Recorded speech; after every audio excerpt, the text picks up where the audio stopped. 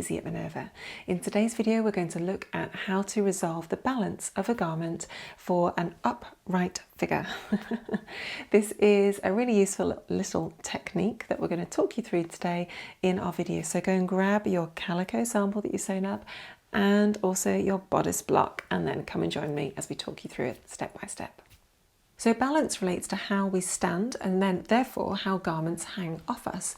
So if you're standing in your normal kind of position, and I want you to have a look at that, look at yourself in the mirror and see where everything is sitting. If you've got a figure that is really upright and effectively kind of looks tilted a bit like that, then you'll notice that the bust line on the garment effectively has kind of gone up.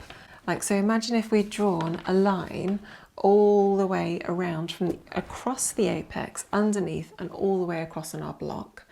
We would then see that the line is kind of tilted up a little bit if we had an upright figure, and our waistline would be doing the same most likely. And so what you're seeing when you're wearing the garment for your waistline is effectively it's all going to feel like it's kind of going up and it's not sitting straight as you look in the mirror. So have a look at that. If you think that this balance is potentially something that you need to address, you may well want to do a stitch line or mark with a pen where your bust line sits on your toile, so you can see that really clearly. And then, you know, take a few pictures in the mirror or get a friend to come and help you and just try and assess. If you kind of slowly just walk around, maybe do a video of it, that might help as well actually, and just slowly walk around and check that that line is staying level at all points. We'll next look at how to address that if you've got an upright figure and your lines of the garment are sort of rotated up and sitting higher than they should be. For the purpose of this video, I just printed off my bodice front block, which is the only piece we're going to be making any alterations to for this change. So you need to trace over your block so that you've got a copy of it, because we're going to be cutting it and getting into it and changing it completely. So trace over your body block of your front piece and then come back and join me. So on this block, this point here is our apex. So just make sure you're really clear about where that is to start off with. I'm going to use a big fat red pen so that you can see it in the film above as we make these alterations, but obviously for you, we want you to be using a nice sharp pencil to get these changes as accurate as you possibly can. To start off with, we want to close up the top dart because we're going to be making changes to this area here, and also we want to add the dart in here so that we can make alterations as necessary. So to start off with, I just want you to draw a line from the apex to the side seam, about a third of the way along the side seam at that point.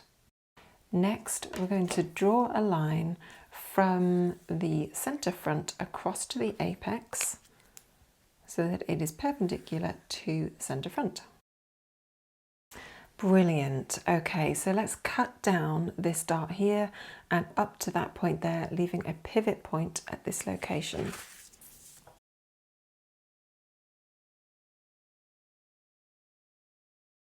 Once you've cut that out, you can then just pivot the dart so that it closes up nice and neatly. Pop a piece of masking tape on there just to close it down. Hold it in place. Now what this has done is given us a whole load of volume at this point here. At this point you're going to want to grab another piece of paper and just pop it underneath your traced block. Grab your ruler and just continue the centre front line, which is this one here, just down a couple of centimetres. So you've got a nice continuous straight line at that point. Next we're going to open out this area here, so I want you to cut along that line from the centre front to the apex. Now at this point the whole thing is just going to drop down by however much you feel you need at this point. So for you, it's going to be a little bit of trial and error to see how much volume you need to add in to your block in order to accommodate that tilt, which, you know, you're naturally standing more upright compared to how the block's been drafted. So you need to add that volume into the front here. So you may well be able to ascertain how much that is because you can see how much your waistline has shifted up from where your natural waist is, and say that's 2 or 3 centimetres, whatever that happens to be. And that is the amount that you're going to want to add in at this point. At this point, I'm just going to extend that centre front line all the way down, actually a bit more clearly so I can see it all the way from the top down. I then want to extend a line across from the centre front, across to where the sort of apex point is on our block around here, by the amount that I want to increase the volume by across the front of the block. So for me, I'm just going to assume that I have a 2 centimetre alteration to do here. And so I'm going to draw a line at 2 centimetres offset from our original point here. This bottom piece of our bodice was here, and we're now just going to drop the whole thing down by that 2 centimetres or whatever it is for you. Make sure that's aligning really nicely with our centre front line that we've drawn in down here, and just pop a piece of tape in there as a reference point. Now effectively, what we've done here now is given ourselves an extra bit of volume here on our block, down our centre front and across.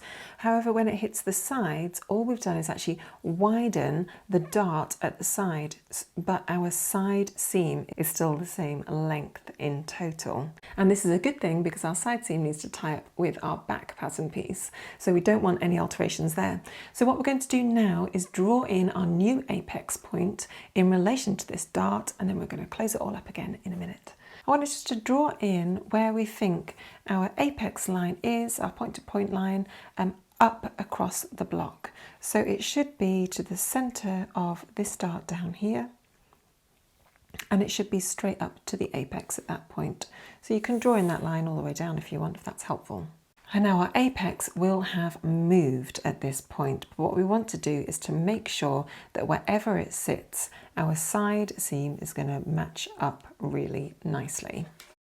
Our offset that we've drawn is 2 centimetres, so I'm just going to find the halfway point between that drop of increase that we've given, and just mark that on this line here.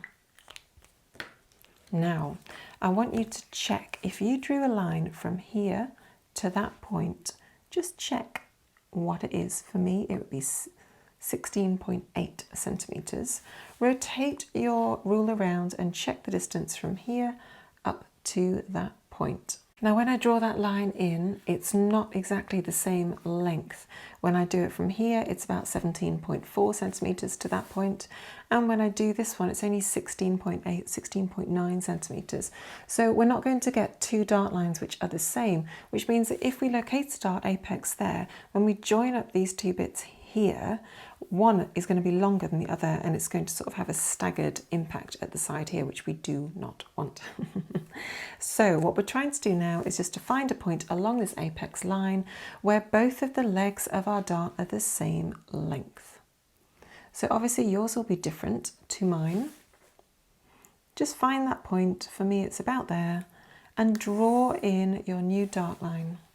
So the length of my dart legs is the same for this one and that one, and my new apex is here. Now we have all that sorted. We then want to just manipulate this block so that it then looks exactly like our original block did. Okay, so let's do that together. I'm going to cut out this block now and cut all the way around so that we've got our new shape and it looks really clear and easy to follow. Okay, so we've now got our block here, which is looking great. We now want to draw in a new line down to our new apex from our shoulder neck point at this point here, because our apex has shifted and dropped. We're then going to cut into this dart.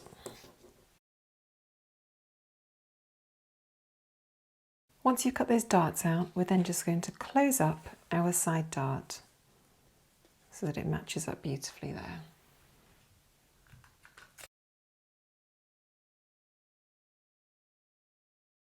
As you can see from this alteration, the dart at the waist has stayed the same, the length of the waist has also stayed the same, the length along there. But all we've done is effectively we've just added in more volume, haven't we, at this point here, so that at the centre front it is longer. So we've got more volume, which is going to bring the waistline down to accommodate the extra volume that we needed over the front. Our dart has also got bigger compared to our original, and this is to accommodate the extra volume that we added in here. The shoulder length has stayed the same, and also the arm side has also stayed the same. One final thing that you might want to do is just simply to true up this side seam so that it's all nice and straight and flat. So I'm just going to grab another little piece of paper and just make it so that this side seam is nice and straight.